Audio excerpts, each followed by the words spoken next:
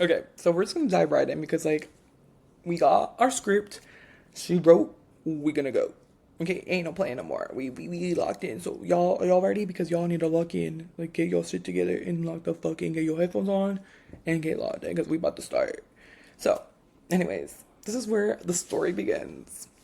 Today we're talking about a case that is equal parts classy, weird, and downright embarrassing for law enforcement because imagine walking to work one day and realizing that $500 million worth of priceless art just vanished. No broken glass, no loud alarms, no dramatic chase. Just empty frames where masterpieces once hung like ghosts on the wall. This is the story Isabella Stewart Gardner Museum Heist, the largest unsolved art theft in American history. And yes, it happened in Boston. Of course it did. Damn Boston, you know? Everything happens in Boston. But also, if you read it ends with us, you know, everything good happens in Boston, right? I don't know. According to Colleen Hoover. Okay, so, anyways, well, welcome back to Trendy Talks. I'm your host, Andy, and today we're diving deep into the story that almost sounds kind of made up. But however, so grab whatever you're sipping, tea, coffee, water, or something a little stronger. I won't tell anybody. But if you're feeling a little spicy, it's okay. It's okay, y'all. You guys can drink it. It's totally fine. I'm not judging. Where am I? I'm just kidding. But anyways, let's just unpack this wild piece of oh my god, let's unpack this wild ride piece by piece, okay? Before we talk about the whole theft itself, we need to understand the woman behind the museum. Isabella Stewart Gardner was not just your typical art collector. She was bold. Give her that. She was fucking bold, bitch. Yup. She was independent, wealthy, and fiercely particular about her art. How her art should be displayed in a museum. As she should, you know, because, like, she was a boss woman. She was bitch boss as well. Anyways, she was born in 1980. Bitch, I cannot read. She was. That was not where it was at. Oh my god. The like, see, y'all, we ain't connected. Born in 1840, she spent her life traveling, collecting art, and building a reputation as a tastemaker. When she opened her first museum in Boston in 1903, she designed it to look like a Vatican. Okay, sorry if I pronounce all of these stuff names. Later, there's artists that I could not pronounce their names at all. So if I butcher them, guys, like literally, like, you know, I'm trying. So Bentane Palace, complete with an open courtyard and rooms that follow like a home, what? Rooms that flowered like a home rather than a cold gallery. Garner personally chose where every painting, sculpture, and vase would live. She even wrote in her will that nothing, keep in mind, this is the important key factor. She wrote in her will that nothing in the museum could ever be moved, altered, or rearranged, or the museum would lose its funding. That may sound strict, but for Garner, it was part of her legacy, okay? Keep in mind, again, we're going to talk about it. Nothing in the museum could ever be moved, altered, or rearranged. This is a big key factor. And you'll find out why. So her rule would become a haunting part of the story because today, more than 3 decades after the death, the empty frames left behind by the thieves still hang on the walls, just as she intended. They serve not only as a reminder of what was lost, but again, the strange way this crime unfolds. It wasn't until the early hours of March 18th, 1990, a Sunday morning, when most people were sleeping, two young security guards on duty at the museum, neither was armed, again, and neither had personal security training, important details that would later shape the investigation. At around 1:24 a.m., two men dressed as Boston police officers arrived at the museum services entrance. They rang the buzzer and told the guards they were responding to a disturbance inside. Now, the museum policy was clear. Guards are not supposed to open the door for anyone after hours. Not even the police. But the guard did it anyway. That decision would prove costly. The men walked in and the men walked in like they belonged. One of them even told the guard, "You look familiar." Step out from behind the desk. Within moments, they revealed the truth. This is a robbery. The guards were quickly taken to the basement, handcuffed and tied up and left face down on the cold floor. For the next 81 minutes, the thieves were free to walk halls, moving from room to room, cutting paintings from their frames, placing art into bags, and hauling them out to their waiting vehicle. Motion detectors in the museum recorded movement, but no alarm sounded. Security cameras were only covered entries and exits. So you're telling me they only covered them entering and exiting, but nothing. Interesting. Not the galleries themselves, meaning there was no video of the actual theft in process. When the thieves arrived, wait, that's not what it says. When the thieves left, they shut the doors behind them. It was not until 8:15 in the morning that third guard arrived for his shift and noticed something was kind of off and a little wrong. The front desk was empty and the cameras were unattended. We began searching and eventually found the two tied guards in the basement. Police were called and investigators discovered that 13 pieces of art had been stolen. And the frames from which they were cut out were left hanging on the walls almost as if it was waiting for the art to return. Like, make that make sense. So now we're at part 2 of this interesting story. So what was stolen and what was left behind is the question that everybody was asking at this time. The stolen pieces included some of the most valuable and rare works in the museum collection. Among them was, okay, now let's pause a little bit because I'm gonna butcher these names, okay? And I'm sorry if I butchered it or I said it wrong or whatever. Don't come at me. Don't come at me. Don't come at me. Because Okay. Anyways, shall we continue? Among them was The Concert by Johannes Vermeer, one of the only about 36 Vermeer paintings known to exist in the world. But Vermeer works are incredibly rare and almost never seen outside major museums. The thieves almost took Rembrandt's Christ and Storm on the Sea of Galilee, which was not just valuable, but the artist's only seascape. They also stole another of Rembrandt's portraits, known as A Lady and a Gentleman in Black. In addition, several works by Edgar Degas were taken, along with others, but smaller, but still valuable items. One of them was the most striking parts of the theft, not just what was taken, but what was left behind. The thieves ignored several other extremely valuable works by artists like Raphael and Botticelli and even Michelangelo. Places that experts later noted were even more valuable than the ones that were stolen.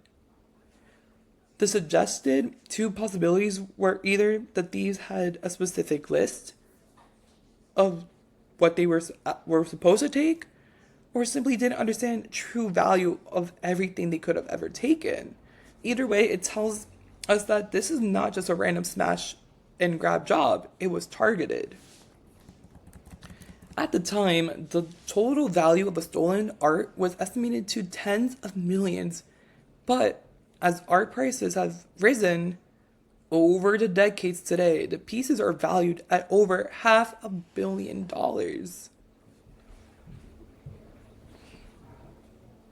Damn.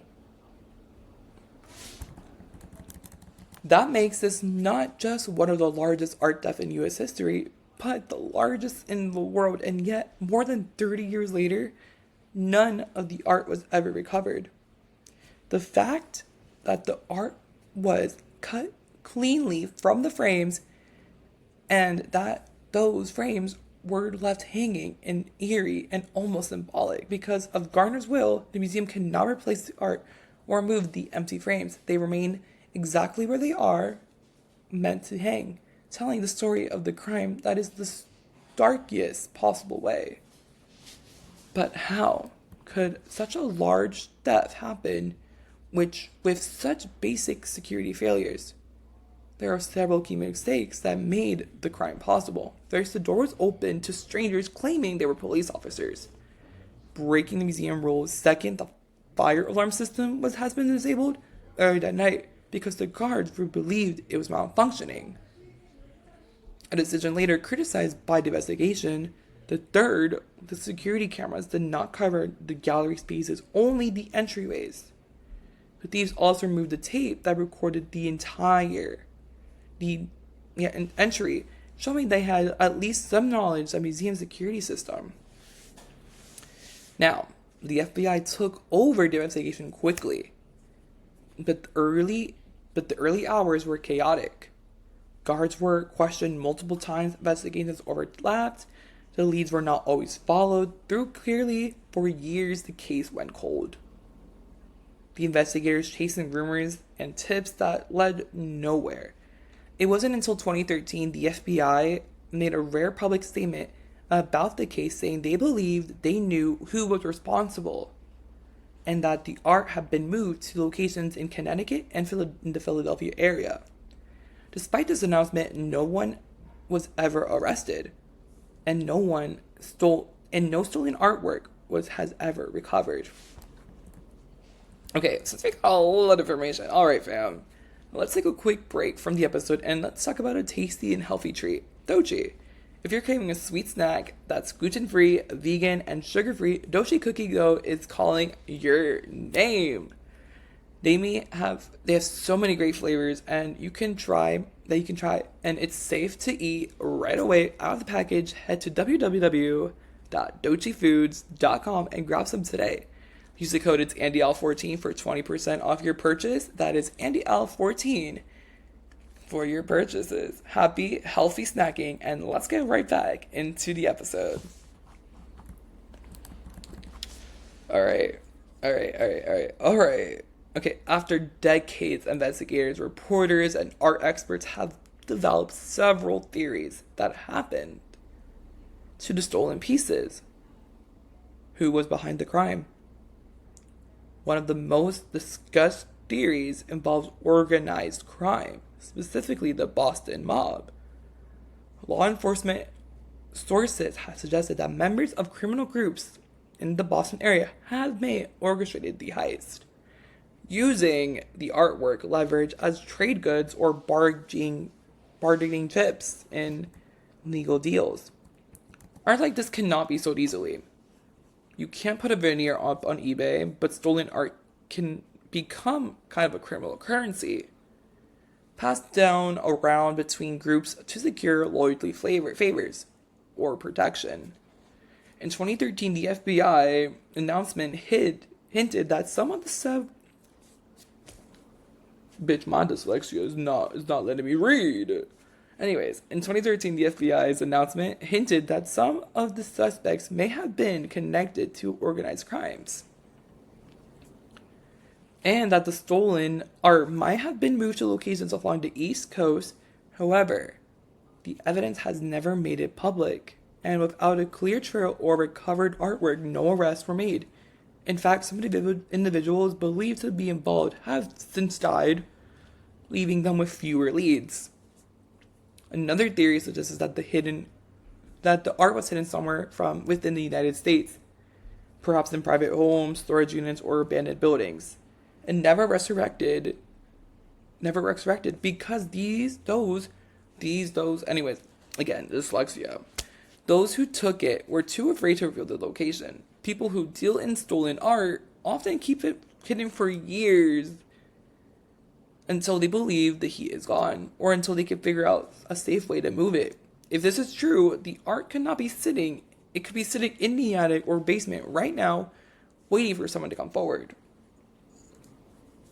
Other theories are way darker that suggest that art may be damaged or destroyed over time. Individuals who weren't experts in preservation handled pieces they could have been ruined and discarded or hidden, making recovery impossible. Still, others believe that some of these pieces may have been cut into similar sections to make them easier to transport or trade illegally. However, no evidence has ever surfaced to prove any of these ideas.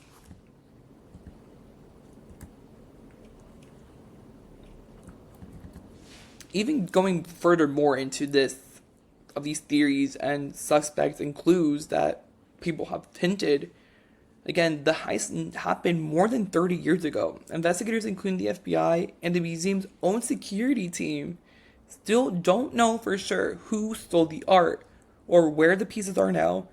What they do know comes from many years of looking at the facts, following leads, and leading piece to piece and fragments of information that sometimes contradict each other. One of the most common theories is that the organized crime groups were involved. In 2013, the FBI made a very public statement in which they said they believed they knew who the thieves were and where the stolen pieces went in the robbery. Again, like we just talked about. According to the FBI, the stolen pieces were transported to the areas again, Connecticut and Philadelphia. Shortly after the death, and from members of the criminal organization, which lies in New England and in the mid-Atlantic states, that they were likely responsible.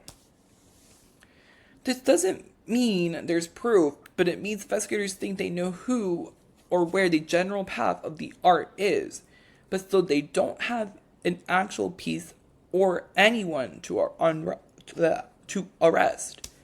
The FBI also has said that they want everyone who might have seen the paintings on a wall, above a mantle, or in a storage room come forward, especially because pieces like Vermeer and Rembrandt's are so recognizable, they would be so hard to hide. Some experts, including Anthony Amore, the museum's longtime director of security and chief investigator on the case, think the thieves weren't some Hollywood-style master criminals, but more ordinary local criminals with some knowledge of security weaknesses. Moore said that many people's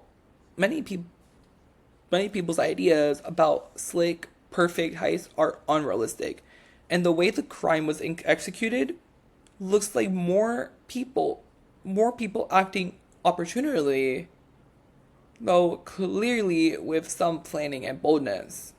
There are so many theories of these artwork might have not even traveled at all. Some investigators and experts believe that stolen pieces could be still somewhere in the Northeast, hidden, again, at places like a private home, a storage locker, or forgotten attic. And art thieves often don't sell pieces publicly because, again, doing so would immediately raise alarms in the art world, especially for works like these are the most famous paintings. Instead of stolen art, they can use this leverage within criminal networks, traded for favors, or even kept as insurance against law enforcement actions. Another theory gets darker. The art, again, could have been damaged, it could have been stolen art, it could have been cut from frames, possibly rushed and roughly removed by people who didn't know how much the value of it or how delicate it was. If these pieces ever rolled up, bent, and improperly stored, they might have been ruined over time, meaning that they could still exist, but in a form so damaged it may have never been identified or returned. Another theory is that I already read that part. Again, there are also so many theories that thieves made mistakes. They didn't actually plan to steal the most valuable works, or that they picked basic pieces on size or ease or removal rather than their own pure price. Some objects left behind were actually worth more in the art market than some of the ones taken, which suggested by the thieves were neither working from a bad list or did not fully understand the value of what they were doing. Theories have ranged from the logical to the wild, but none have been proven. This uncertainty is part of what makes the Gardner heist so compelling and so frustrating. Now, another question is how the investigation changed over time. Right after the death, the Boston police and FBI worked side by side on this case, but things were slower than they should have been. Because early stages weren't just handled perfectly. The guards were questioned repeatedly, but these interviews had consistencies simply because the guards were shaken, confused, and not trained on how to handle a crime like this. Additionally, the museum's limited security meant there was no camera footage from the gallery spaces, only from the entryways, footage which the thieves had actually taken with them, so there was no logical proof. Over the years, technology advanced and investigators re-examined evidence with new tools, hoping the fingerprints and DNA of mapping of motion sensors might reveal new leads.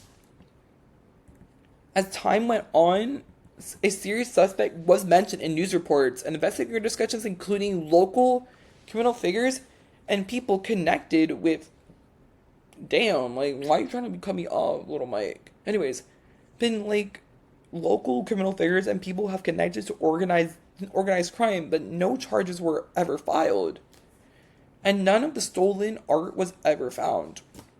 The museum itself has played an active role of continuing the search. In 1997, it increased the reward formation to $5 million. Then in 2017, it increased the reward again to $10 million, making it one of the most largest private rewards that were ever offered of stolen art. The reward remains in the place because the museum and the FBI believe that even though through decades have passed, there could still be someone who has real information, someone who saw the art or knows where it's been taken and just never shared it. Throughout this long investigation, the museum still has powerful symbolic choice. In 1994, 4 years after hell. Wait, what the fuck am I reading? I don't even freaking know. In 1994, 4 years after the theft, it decided to leave empty frames on the wall. Where the stolen paintings once hung, these empty frames are now an essential part of the museum experience, not as a decoration, but as a reminder of what was lost and a call to the world that the art should one day be returned. Investigators have often followed tips from other places around the world, various times including checking leads in Europe, the northeast United States, the possible networks of the deal in stolen goods. Some tips involved, again, I'm sorry, that was really loud, my ears are starting to hurt. Some tips involved in Europe, northeast states, the possible criminal records, networks, but also in stolen goods.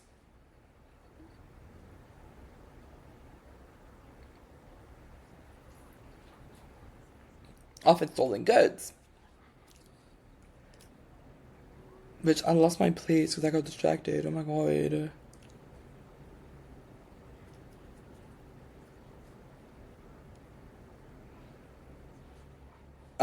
Stolen paintings once hung. These empty frames were now sent to part of the museum because there's transgression runners one day. So follow tips and then read that. Okay. I'm trying to remember where I was at. And deal of stolen goods. Some tips involved alleged attempts to sell or move the art, but none ever panned out to solid recoveries. Because the status of limitations for prosecution expired years ago. Even if the museum has said anyone who returns the pieces will be prosecuted for possession.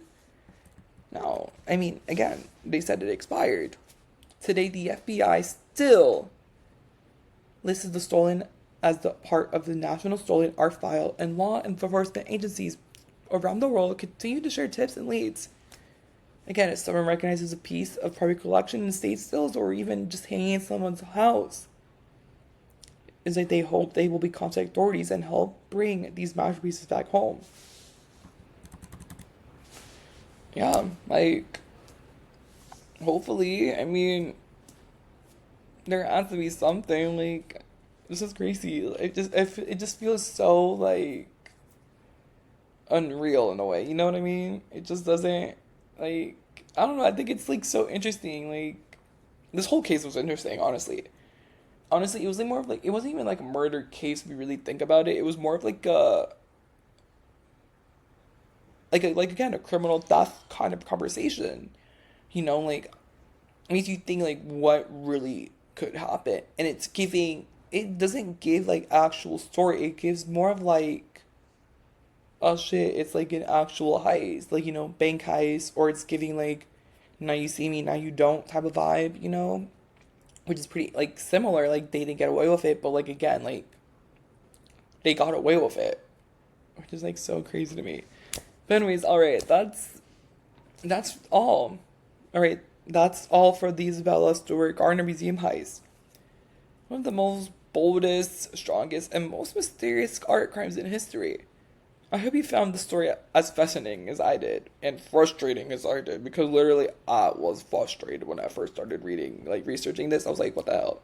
You're telling me they didn't find anything? Like, there's like 30 years is crazy? Because it's not just about money or paintings. It's about history, human error, mystery, and the hope that one day these masterpieces will be found. If you enjoyed this episode of Trendy Talks, make sure to subscribe, leave a review, and share with someone who loves a good mystery as much as I do. Until next time, keep it fabulous, stay curious, and remember, life's more fun when you just talk about everything. Bye for now, and see you next time on next time's episode of Trendy Talks. Bye now.